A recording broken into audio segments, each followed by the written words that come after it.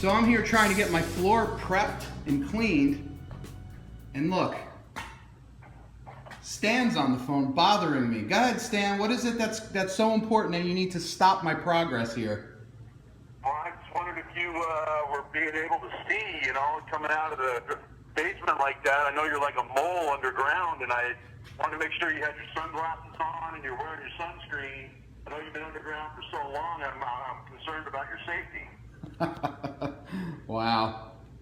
Well, I'm doing fine. I made it up here. I'm thinking about changing the shop series to Exhuming the Shop. What are your thoughts on that? Is it too controversial?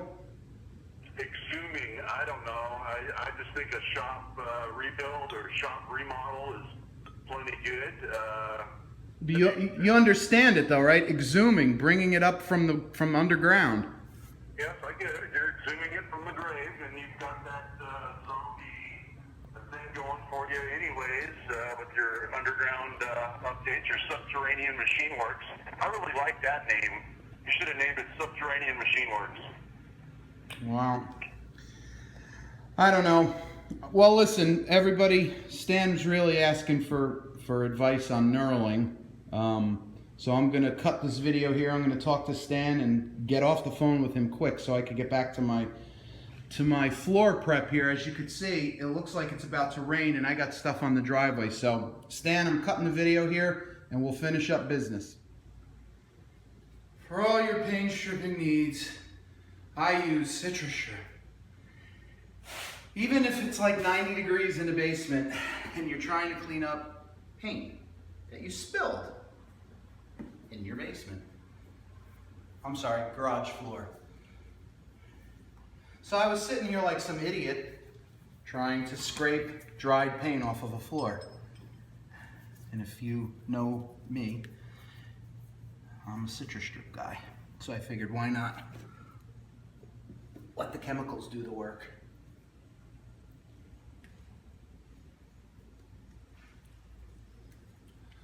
All right.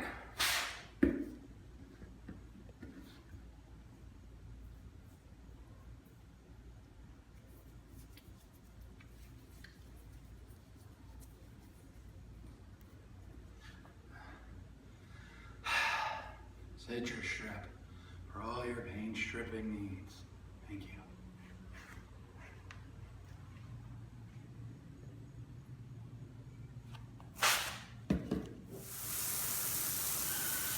Just washing off acid etch right now. Trying to get this floor prepped for paint. And it seems to be working really nice. All right, our floor is all done. Degreased, acid etched. Lathe is just sitting there so I can move it around. I was moving it around. I would do a section over here and then I would rinse it all off and then grab the lathe and move it here and then clean that section and vice versa. So it's all done. We just got some fans just kind of taking over, drying it. It's very humid in here.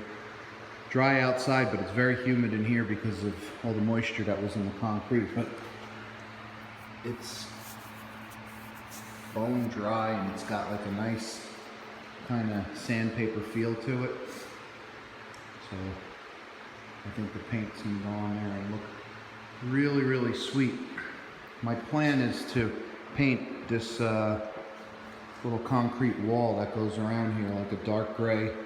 The walls are going to be returned to a white or a very light gray, probably white, and the floor will just be that nice medium gray with the fleck in it.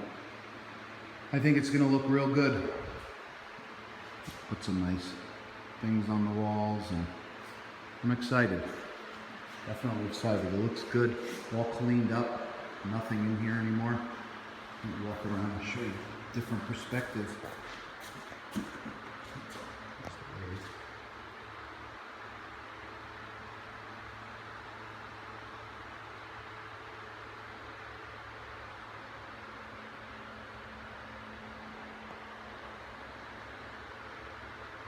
There's our welder's outlet right there. Here's a gripe. Look at this horrible job that the electrician who I hired did. Terrible, ain't it? All right, that's the update for now. It's August 14th, Sunday morning, and it's hot outside. 77 degrees inside the garage, 76% humidity. I'm not painting yet again because it's just a little too moist in here. It feels moist, and it's just gonna get hotter all day long. I don't want to sound too much like a weatherman, but the East Coast has been plagued the past week and a half or so by a low pressure system that's stalled, or so the Weather Channel said, and it's just been producing everyday rain and really humid temperatures. And you could see the ambient temperature up on the wall over there.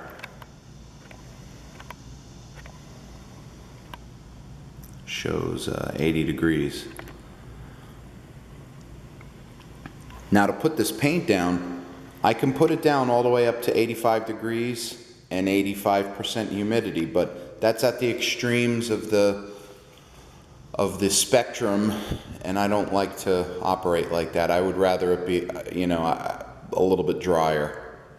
I'd feel a lot more comfortable putting paint down when it just feels to me that it's dry. So anyway, you can see some of these machines that are sitting here. We got the Delta Unisaw, the Shaper rolling cart, and my burning tanks, adorned with plastic because I thought they were going to be spending a night outside, but I brought everything in because it just got too muggy outside. This is an old Delta Unisaw, if you're interested in it. I spoke to Keith Rucker about this. We just shot some emails back and forth, and yeah, he confirmed this is an old one. This is, I think, the first year that they came out. Obviously, that's not the original box on it. I don't think that's the original switch box on it. Let's take a look at that.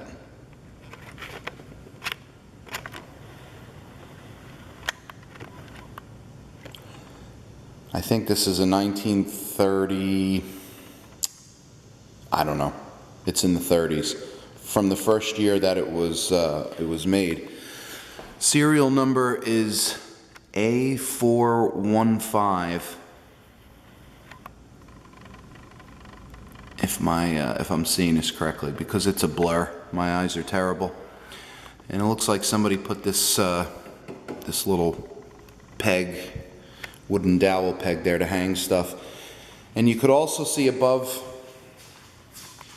the cast iron legs, looks like a riser, and it's wood because you could see it splintering.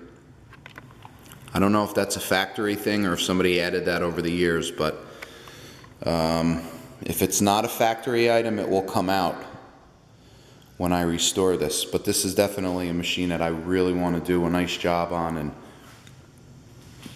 and restore.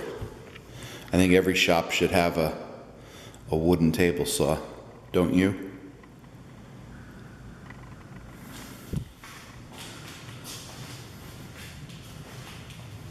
Put some nice new wood here. Strip the paint off this metal fence. Boy, it just looks old. We'll be taking all this rust off here. The thing works though, believe it or not, it works. I think I paid about $400 for it. And I know that's not the original motor. So maybe, I don't know, maybe I'll look for a period correct box. Maybe I won't. I don't know. It all depends. The motor seems pretty good. I know I'm not going to find an original motor, and I know I won't find an original motor cover. I heard those are pretty rare.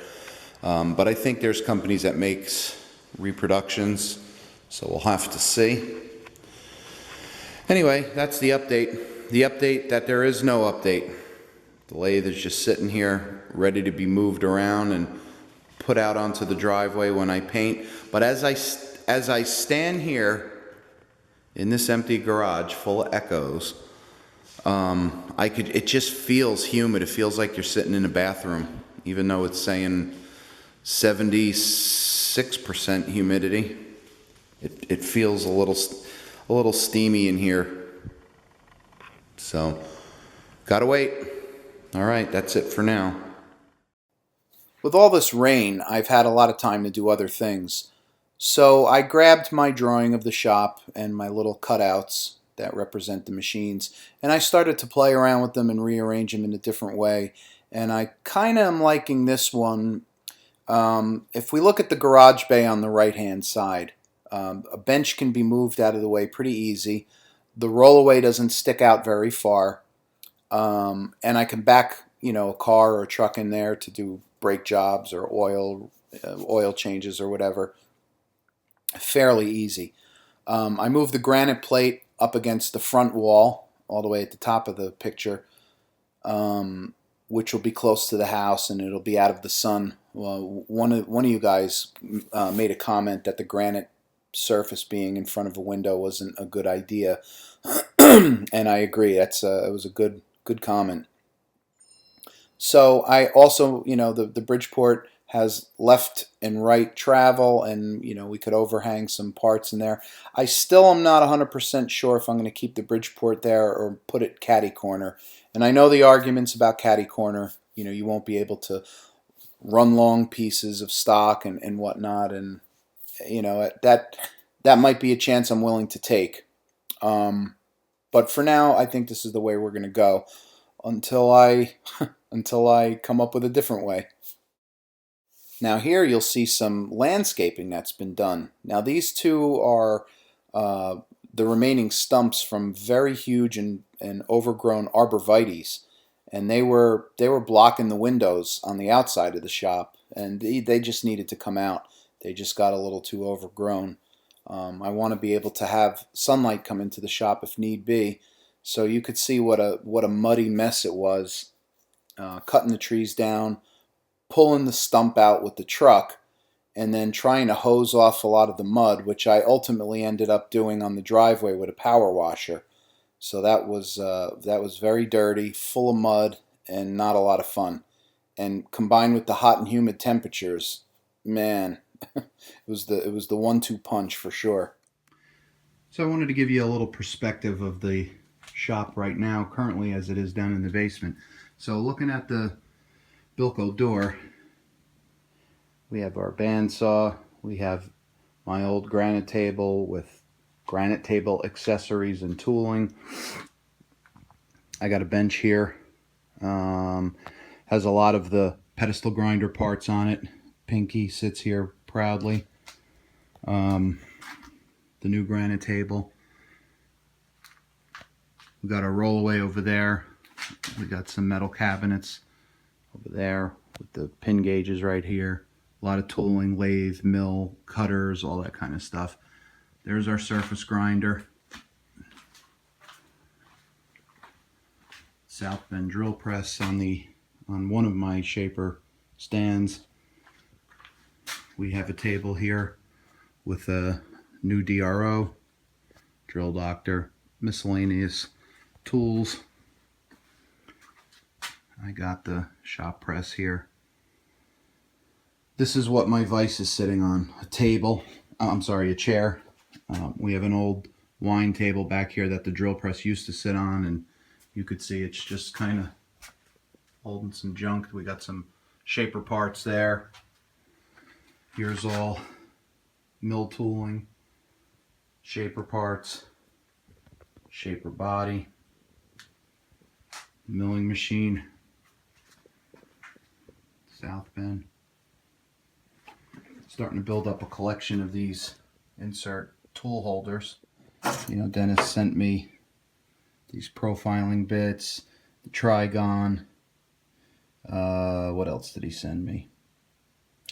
This guy right here. No. Yeah, he sent me this one. I forget what this is called. Again, I'm just getting into this. So I know it's the CNMG, the trigon. I forget what the trigon is. Anyway, Dennis sent a whole bunch of these samples, and I wanted to get tool holders for them so I could use them on the new lathe upstairs, being that now I have the RPMs. So here's the South bend.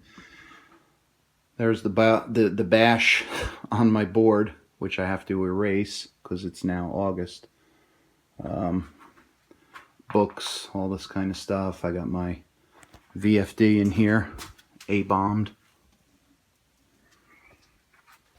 A residual shelf with woodworking stuff on it.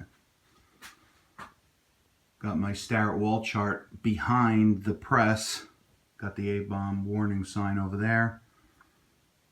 Some chemicals and whatnot.